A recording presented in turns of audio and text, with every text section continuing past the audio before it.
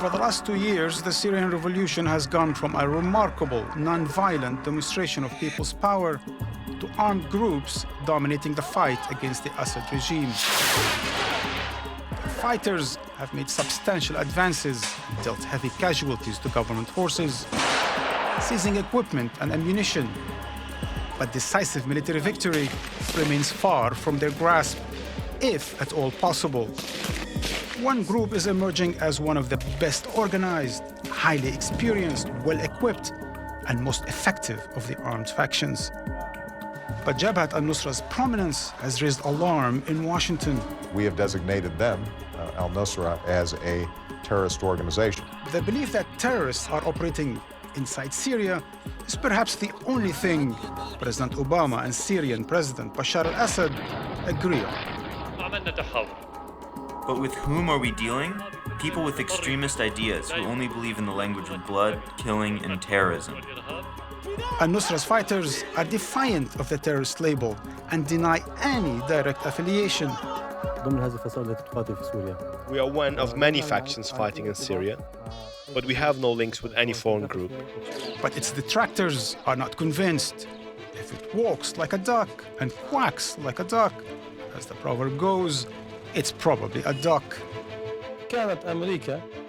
If America was serving the religion of Allah and establishing the law of God, we would be American. If Al-Qaeda works to establish law and justice among the people and spreads religion in the country, then we are with Al-Qaeda.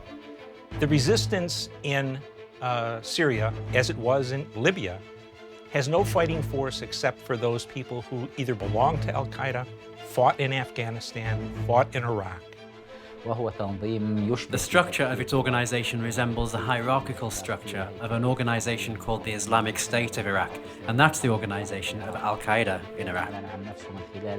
Al-Nusra does not reveal its numbers, but estimates are that more than 2,000 foreign fighters have joined from Europe, the Middle East, and North Africa.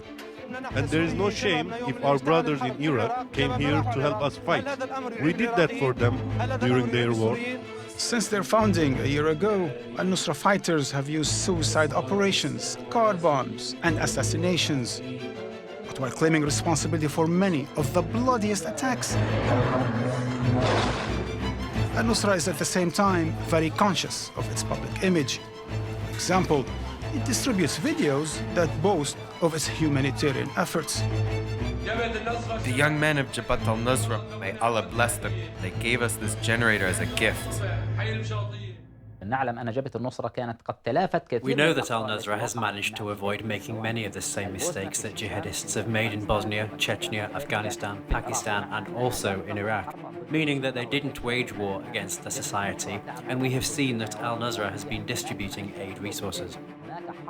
Despite being labeled as a terrorist organization, thousands of Syrian opposition fighters have joined their ranks. We take pride and dignity when they call us terrorists.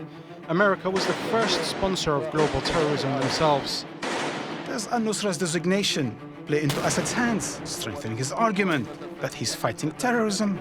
I think that the US has perpetrated a grave mistake in putting Al-Nusra on the terrorism list, because we know that Al-Nusra, for a start, is not directly linked to the Al-Qaeda organization. With Al-Nusra playing such a prominent role, it threatens to sideline the internationally recognized national coalition of the Syrian opposition and its military arm, the Free Syrian Army. We fit firmly in the conspiracy that Bashar al-Assad is talking about every time he discusses the security situation. We are masterminding the plot, organizing innocent Syrians, employing jihadists and foreign terrorists, putting them all together to work with the Saudis, with the Qataris. I don't think it's possible to topple the regime of Bashar al-Assad without al-Nusra or the jihadists and Salafists. And it's not just the US. Among secular and minority Syrians, the prominence of Salafist fighters is also cause for concern. In the event of the fall of Assad's regime, I think that al-Nusra will become one of the main players and also control the prospect of Syria's future, and it could descend into a state of chaos. All of this renders a military solution ever more protracted and problematic, and it casts doubt about the viability of unseating Assad through force.